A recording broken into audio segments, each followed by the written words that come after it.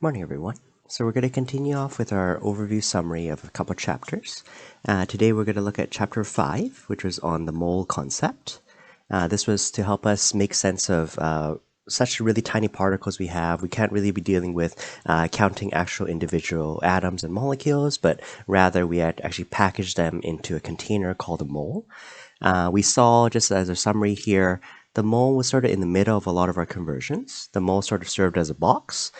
Just like when you go to the store, you don't have to stand there and actually count out individual eggs. The eggs are already packaged for you as a pack of dozen. The mole is also a pack of particles inside. So for starters, as we derive this mole concept here, this was a link to actually start making sense of the big numbers here. Sometimes we were dealing with chemicals that were atoms, just individual particles. Sometimes they were molecules. So you can put both of those into different boxes, but regardless, Avogadro had derived, based on carbon 12 being 12 grams, he derived that 1 mole, 1 box of particles, was equivalent to an Avogadro number 6.02 times 10 to the 23 particles. That is a rounded number, so you can treat that as if it has 3 sig figs. When we do conversions of this here, we'll definitely want to follow our correct multiplication division rules for that. Okay. We did see specifically sometimes sitting inside the boxes themselves were molecules. So let's say I have molecules of ammonia, so NH3 little cars. Sometimes they ask you, I don't just want to know how many ammonia molecules there are, I want to know how many hydrogen components are inside these ammonia groupings. So in that case there, while you might use Avogadro's number here just to get over to molecules, we had to do one extra conversion to say, well, if I pretend I have one molecule, in my example here, one molecule of my NH3, and if I'm looking for just hydrogen atoms, I would count 3 individual H atoms. Remember, chemically, I'm not coming in and I'm not destroying the ammonia molecule. It's just a matter of counting here. Once you know how many groupings of ammonia is a larger grouping here, we can physically count 1, 2, 3 H's there, 1, 2, 3 H's, 1, 2, 3 H's there, and we're just interested in counting, in my example, the number of hydrogen people inside these cars, all inside this container called the mole. Okay, so as you look at a practice example later on, I'm going to give you one of those to try. Once we've packaged the chemicals into boxes here, we can actually weigh out the boxes. So I can actually get to a certain mass. Mass is measured in grams. That's going to be our standard unit in chemistry. This one really depends on, well, what's actually physically inside the box. Every element has a different molar mass. So we're just going to go to our PT, periodic table. This is going to quote for us the molar mass. It's always best to say your mass is on the periodic table. Let's say nitrogen, for example, here. Yours might say 14.0, 14.01. It's always best to say no units, but seeing as we're doing this application of, we're actually dealing with a box, a whole mole of this chemical here, we're actually going to associate the unit here, grams per 1 mole. For 1 box of this specific chemical here, that's just the molar mass of nitrogen right now. It should weigh 14 grams. Seeing as ammonia here is not just nitrogen, there's also 3 hydrogens with it here. You just do a side calculation. Well, nitrogen is 14. Let's add 3 hydrogens, that's 1.0 or 1.01. So that would give you 17.0. And again, we're just going to associate that's how many grams are given in 1 mole of this chemical. I'm just using the example of ammonia just for argument's sake. A little bit later on in this chapter here, we had devised 2 different bubbles for volume. The first bubble for volume that we went to here was volume, but there were 2 restrictions on this one here. We were specifically only looking at gases, so that means solids and liquids, they don't count in this case. Gases have particles that are freely spread apart and expanding throughout the entire container. The gas volume, the size that the container, the size that the balloon sort of fills up into, is actually dependent on what is the pressure that's on the outside pushing in on the balloon. Usually we assume that's 1 atmosphere pressure because we're under an atmosphere of gases. And the other thing that depends on is the temperature. The temperature is going to set for us how fast these particles are zipping around inside this balloon here. That's actually going to have a large impact on how much room these gas particles actually expand into. Again, one qualifier here, although let's take ammonia as my example here, although ammonia as a molecule, it may take up some space, it might take up some volume. The volume that I'm talking about is not the volume, the space occupied by the grouping itself. What we're actually looking at is, as those particles zip around this balloon here, how large of a balloon volume can we expand into given this pressure temperature condition. So, unless otherwise specified, we're going to assume we are at something called STP. STP stands for standard temperature pressure. Our standard temperature here, no doubt, is always going to be 0 degrees. Now, whenever we deal with temperature in science, I don't technically like Celsius because I can get some positive and some negative degrees there. Usually we convert that to the Kelvin temperature, so 273 Kelvin. Standard pressure, for a really, really long time, standard pressure was truly 1 atmosphere. So I'm just going to say 1 ATM. 1 atmosphere pressure here, if you want the sort of conversion of it here, it's 101.3 kilopascals. And under that set of conditions, for a long, long time, 1 mole, this is called molar volume, it's going to give me a certain number of liters, a certain amount of room that the balloon can sort of blossom out into here.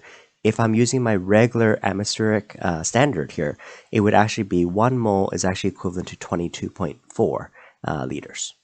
So if you're looking at old answer keys, things like that, you might see 22.4 quite a lot. Lately, what they've done is they've actually redevised the standard pressure. Well, we could have chosen any pressure as our reference point. So what we did is we actually rederived, instead of actually being an atmosphere, which is convenient, we actually changed that to 1 bar of pressure. Now, if you look at the conversion of this here, 1 bar of pressure here is 100 kilopascals. It's not all that much different from an atmosphere. You'll need something called the ideal gas law to actually derive this, but from here on out, when we say STP here, we'll use the new convention of 1 bar worth of pressure. It's exactly 100 kilopascals. And under that condition here, instead of 22.4, you'll write what I was putting earlier here, actually 22.7 liters as our conversion. That's a nice little conversion here called molar volume. It turns out it really doesn't matter what the identity of the gas is. It could be ammonia, it could be carbon dioxide, it could be xenon, it could be helium. Any gas under these standard conditions always occupies a space full of 22.7. So assuming you're a gas, assuming you can pretend that we're at our standard reference conditions. If we're not, we would need some like gas laws, Boyle's law, Charles's law, ideal gas law to actually figure that out. But for us, we're just going to do standard temperature conditions. Seeing as I have this map here on the diagram here, I'm just going to fill in one last bubble. The other bubble here was also a volume. This time not restricted to gases, not restricted to STP, but this one here was specifically looking at solutions. Solutions are mixtures. The solutions we were talking about here were starting off with a solvent. You can pretend that it's a liquid, it's water as a background here. Then taking a solid, if something is soluble, dropping it in. And now we've made a mixture, we've made a solution of this here. We can actually do a conversion between volume and moles. This one here will also depend on that particular mixture that we're making.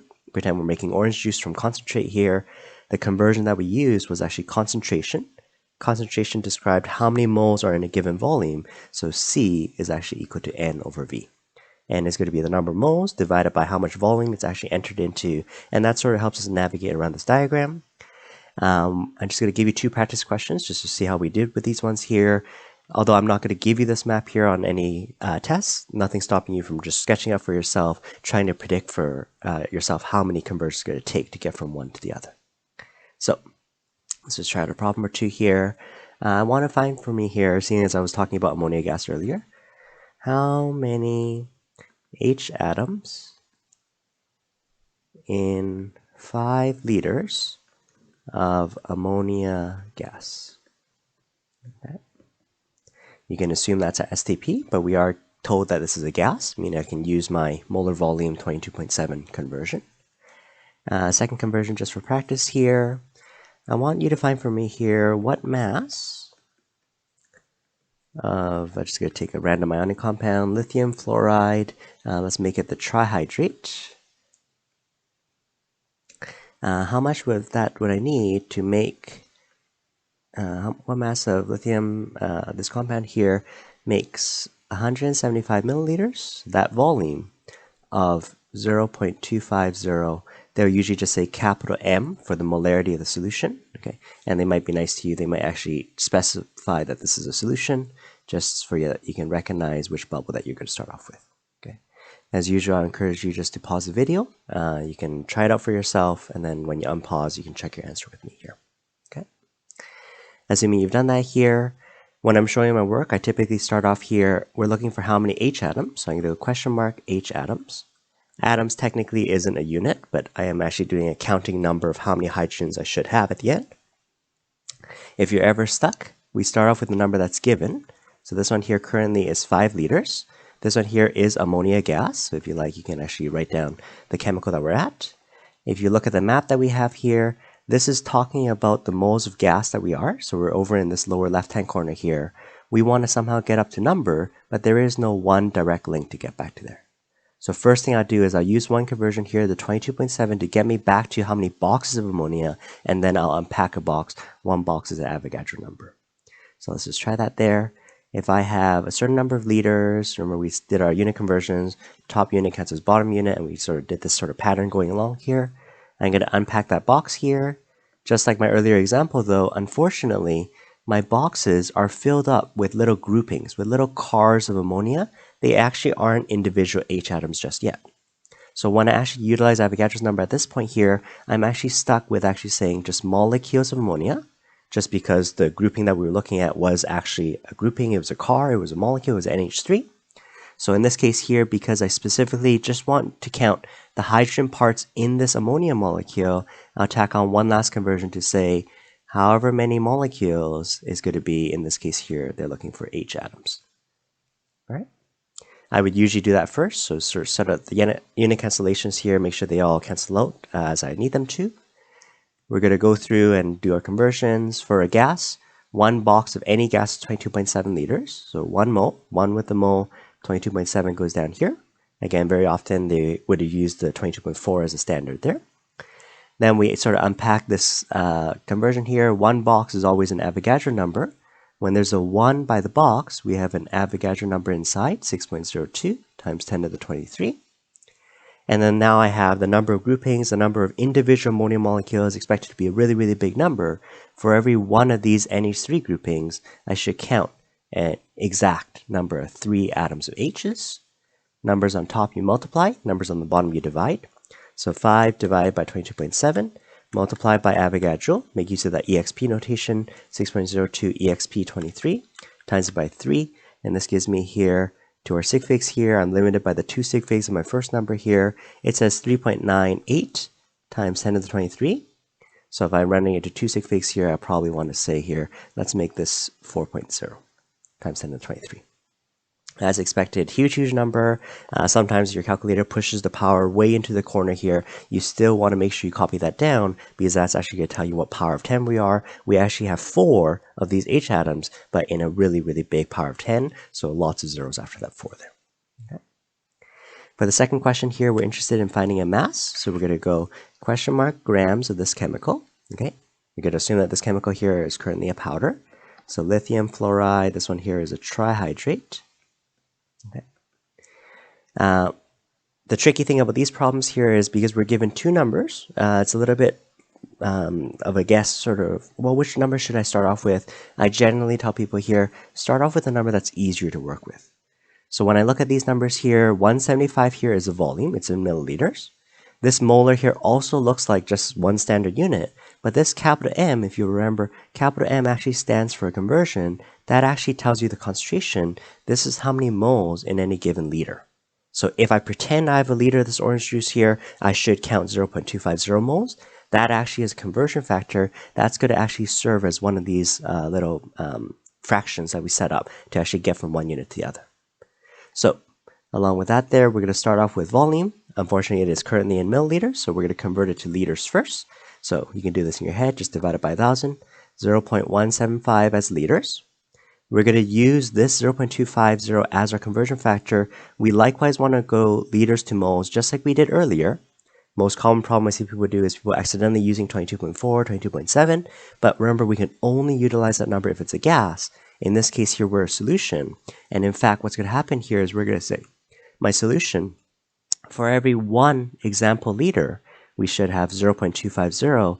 This is one of the only conversions where our concentration, that number, actually goes with the moles. We've seen a lot of conversion. 1 box is this volume. 1 box is Avogadro's number. Here we actually have, no, 1 liter, pretend, of the solution. I should count 0.25. Now I know I don't have a full liter just yet, so by multiplying these 2, this will actually count the individual particles for me there.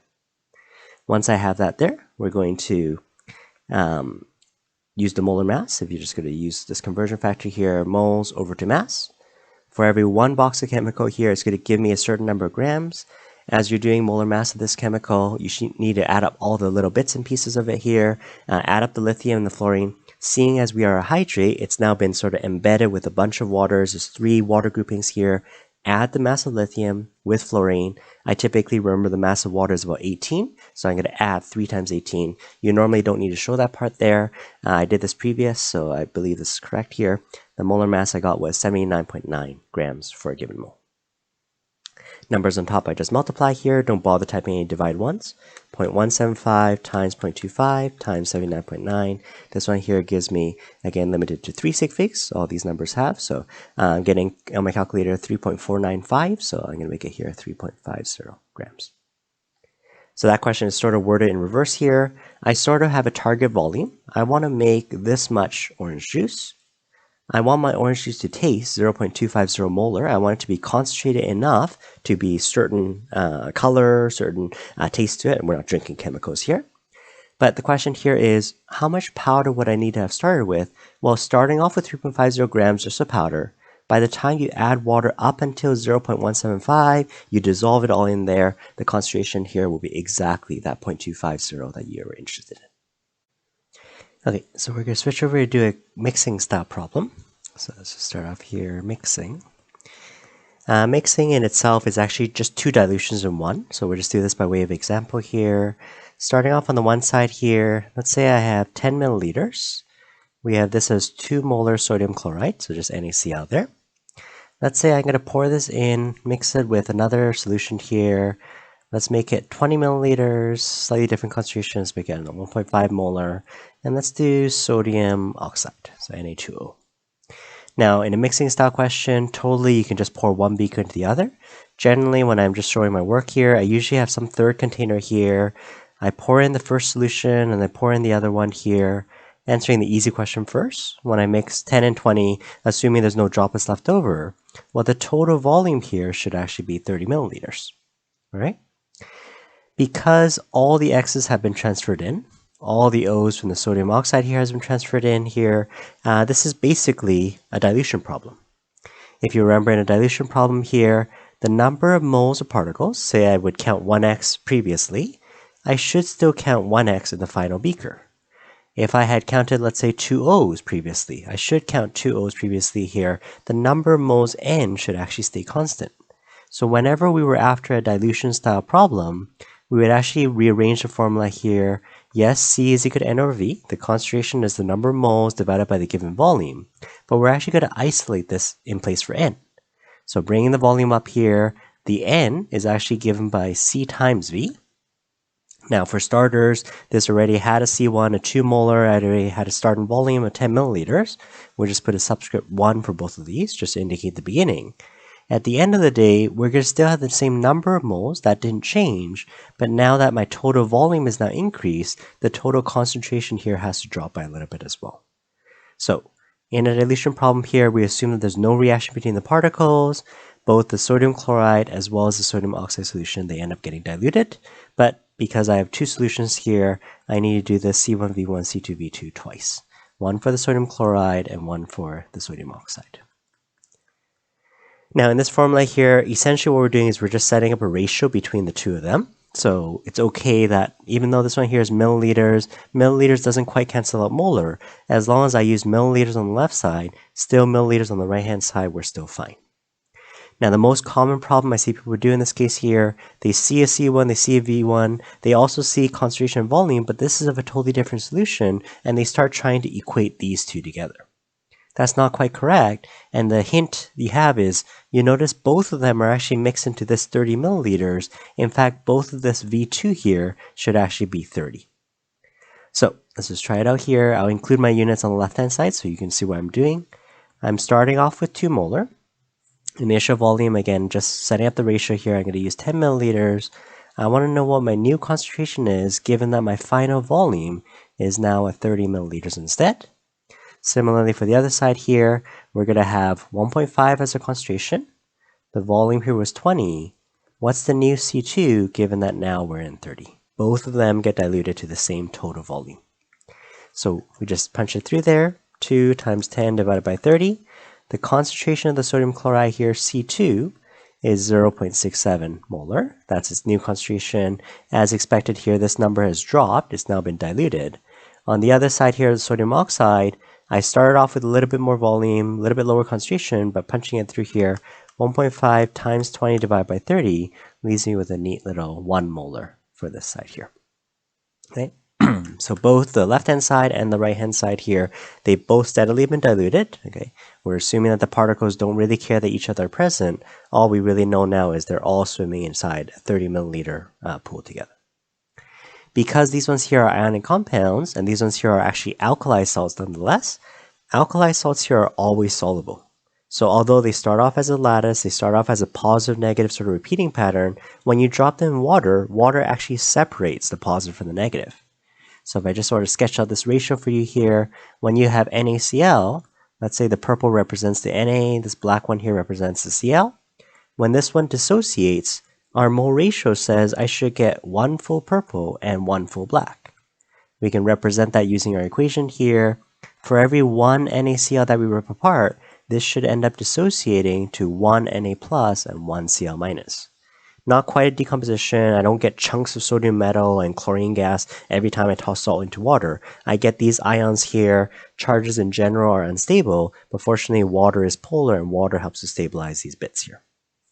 If I just work out the ratio here, well, since it's 1 for every 1 Na plus and 1 Cl minus, if I do this to 0.67 molar, with the understanding that this guy here is completely chopped apart, I should end up with 0.67 molar of the sodium and 0.67 molar of the chloride. In a similar fashion, my dissociation for the other side, this chemical here was sodium oxide, so it had Na2O, still a lattice structure, but it actually had 2 sodium ions to counterbalance oxygen's charge. So our ratio is a little bit different there. We had a diluted concentration here of 1 molar. Well, for every one of these candies that I rip apart, I get an equal part oxygen, so I still get 1 molar of the oxide, but I get twice as much of the sodium. It may look like I've ended up with more stuff, when in reality my starting candy here actually had 2 of the one type and 1 of the other. All we've done is just separated these bonds here. Oh yeah, I have 2 of this sodium ion and then 1 of this oxide ion. So again, with the understanding that this is completely ripped apart, I should actually end up with 2 molar sodium. Right. So previously we had used the assumption, well, the X's don't know the O's are there. The solutions just happen to be swimming in this pool together. I could just sort of sum up here, well, can you list for me what are the total concentration of the ions? Well, let's just start off with the easier ones here. I'll use that square bracket. Square bracket chloride. The chloride concentration is 0.67 molar. It only comes from the left-hand side. The concentration of oxide is going to be 1 molar. The tricky bit is going to be the sodium part. Although NaCl was a different chemical from Na2O, sort of like apple juice and orange juice, by the time they dissociate, both of them actually create some sodium ions for us. So when I have a total amount of sodium here, I can't just say 0.67 or the 2 molar. Long story short here, what we're going to do is we're going to end up adding these two. Okay. I've shown you before, let's just round it here to 2.7. I've shown you before here, wait a second, concentrations don't add so simply, right? If I mix apple juice and orange juice, you imagine how sweet these juices are. When you mix them together, they're not suddenly going to get extra sweet just because both of them are present. If anything, as you add volume, they get diluted, the concentration actually gets to be less sweet. This is actually just a little mathematical trick here. I'll show you what we're doing in the background. Yes, concentration has a problem of volumes going into it, but if concentration has a problem, moles certainly won't have this problem. So if I really wanted to count for you how many moles of particles are on the sodium side, I would take the, for example, 30 milliliters that I'm in so far. This side here was supposed to give me 0.67 molar. Yes, I know liters, milliliters and molar doesn't really cancel out, but we'll see it canceling out in a second here. These are the number of sodium ions from the left-hand side. Let's do the same. So concentration times volume here. The volume was 30. My concentration from this side, oh, a lot more sodium. We get 2 molar from this side here. You would agree here, this is talking about how many sodium ions. It's just that at the very end, by the time we want to find concentration again, C is supposed to be N over V. Imagine now adding the moles of particles. Those numbers add up no problem, right? They don't have the problem with volume. But once I divide out the volume again, let's divide out, well, we're still in 30, right? We were already mixed together. We see that these milliliters actually end up canceling out. So what we're actually doing in the background is we are actually adding moles, but just for simplicity here, you can just add the concentrations because those volume terms actually just die away.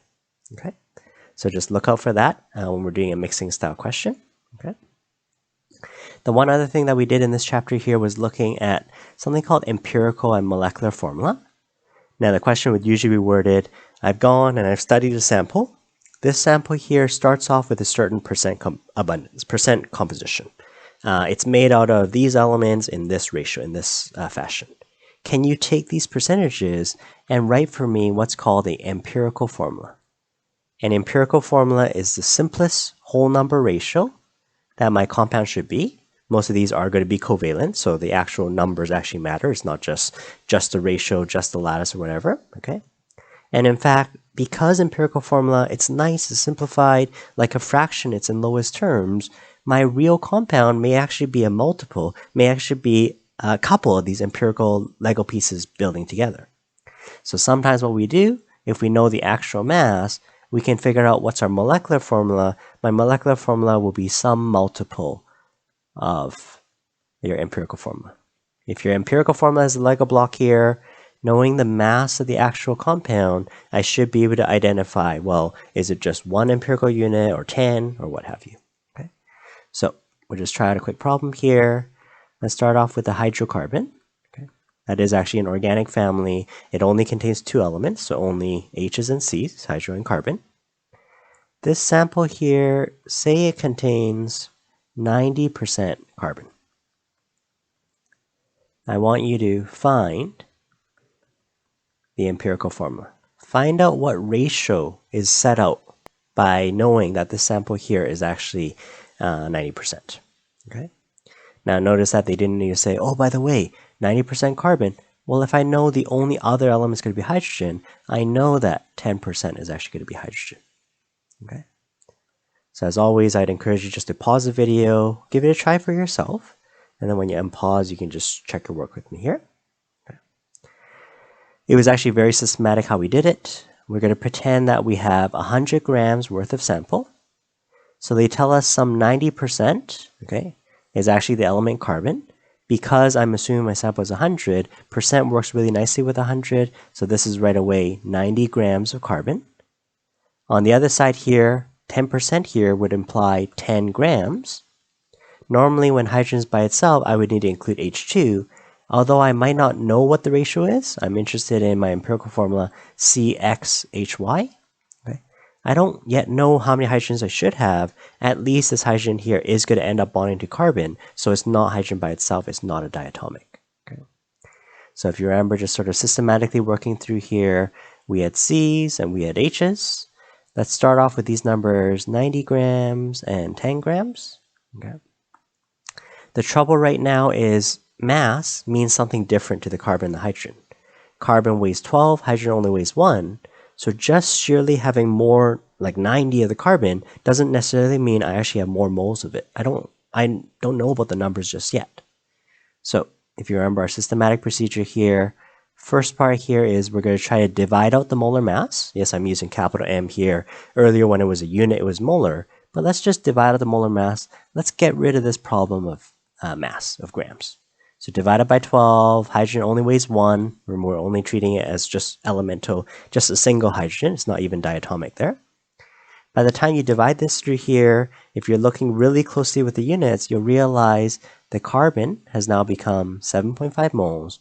The hydrogen, well, 10 divided by 1, basically 10 moles. Okay.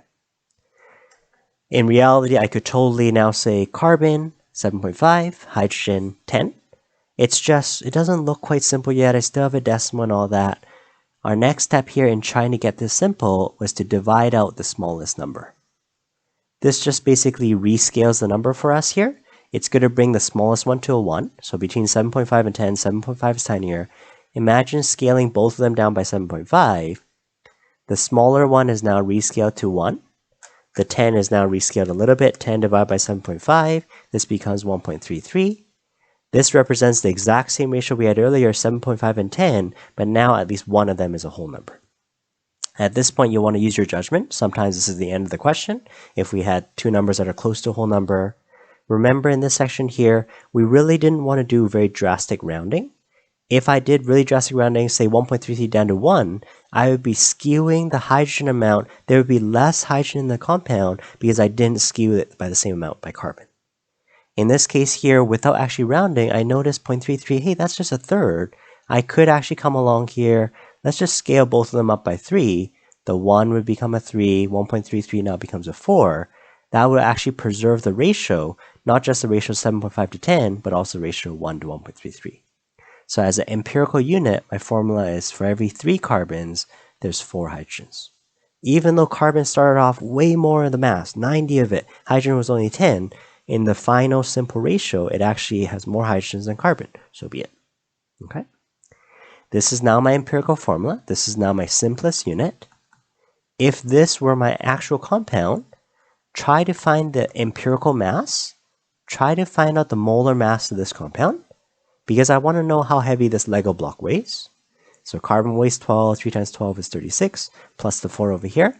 The empirical mass is about 40. Again, always best to say no units, is relative to carbon being 12. If they now tell you one added information and they now say, well, when we test the real compound, if the actual mass, and again, we'd have to be given this one here, if the actual mass is, let's say, 120, I try to figure out here, well, how many of these Lego pieces, each of them weighing 40, would I need to weigh 120? Oh, 3 whole units of them, because this is a covalent molecule here. Well, having 3 of these means in total now I have 9 carbons and actually 12 hydrogens. My real compound is actually 3 times bigger. This is now what we call a molecular formula instead of an empirical formula. My actual compound, this part should be an integer multiple because it's based off of the same ratio, but it is a slightly scaled up version. Sometimes your empirical unit is already the real compound. Sometimes our molecular formula, knowing the actual mass, we can actually scale it upwards. Okay? So keep doing your review. If you have any problems, just let me know. Thanks, guys.